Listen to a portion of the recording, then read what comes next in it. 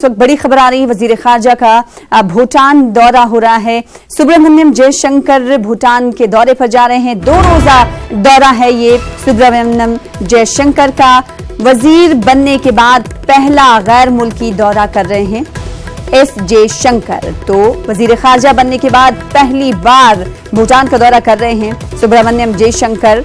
भूटान जा रहे हैं। 2 रोजा इनका ये दौरा है। वजीर खारजा बनने के बाद पहला गैर मुल्की सुब्रमण्यम जयशंकर का दौरा है। इस वक्त की बड़ी खबर आपको बता रहे हैं। भूटान के दौरे पर जा रहे हैं वजीर खारजा। वहीं कांग्रेस सदर राहुल गांधी आज कर्नाटक के वायनाड, माफ कीजिएगा, आज वायनाड का दौरा करने वाले हैं राहुल। लोकसभा इंतखाबात के बाद आज पहली बार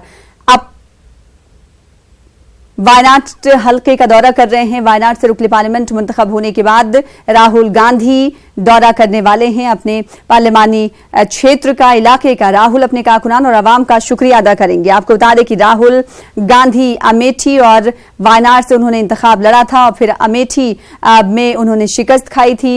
मैदान में थे लेकिन अमेठी में उन्हें शिकस्त हुई थी। स्मृति ईरानी ने उन्हें बीट किया था और जिसके बाद वायनाड से वो मुंतखब हुए थे रुकने पार्लियामेंट। और आज राहुल गांधी वायनाड का दौरा करने वाले हैं।